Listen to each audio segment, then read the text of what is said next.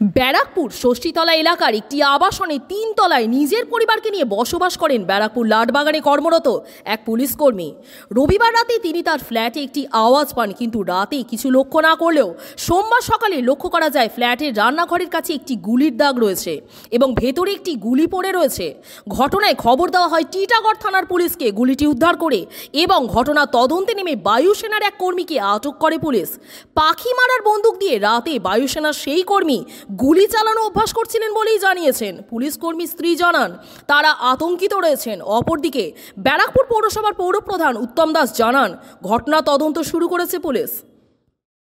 ছিল যে ওই রাত 11টার সময় তখন শুনতে পেয়েছে জানলা দিয়ে মানে কাচের ভাঙার আওয়াজটা শুনতে পেয়েছে। তারপর দেখছি যে কিছু হয়েছে। তারপরে আমরা অত কিছু মানে ভাবিনি যে কেউ গুলি চালিয়েছে নাকি। তারপরে আমরা শুয়ে পড়েছি। তারপরে সকালে দেখি ওই বলছে কি পাখি মারার ওই ইয়েটা।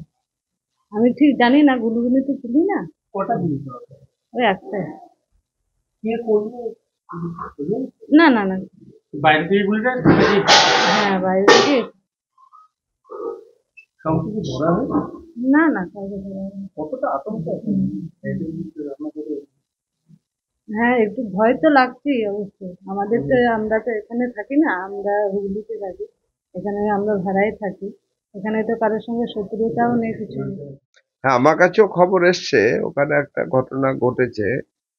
এখন পুলিশ তদন্ত করছে, পুলিশ গিয়েছে, একজনকে অ্যারেস্টও করেছে।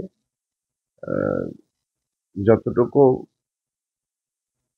ইনফরমেশন, সেই ইনফরমেশন অনুযায়ী কোনো একজন এয়ারফোর্সে চাকরি করে এই ধরনের লোক, তিনি নাকি প্র্যাকটিস করতে গিয়ে সে গুলি ছুড়ে গেছে আর একটা ফ্ল্যাটে গিয়ে আর একটা পুলিশেই চাকরি করে আরেকজনের বিয়েতে গিয়ে লেগেছে। যাই হোক, এটা নিয়ে বড় দুর্ঘটনা কিছু ঘটেনি।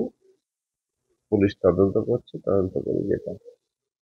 ব্যারাকপুর থেকে সৈকত গাঙ্গুলি রিপোর্ট, চ্যানেল 24/7।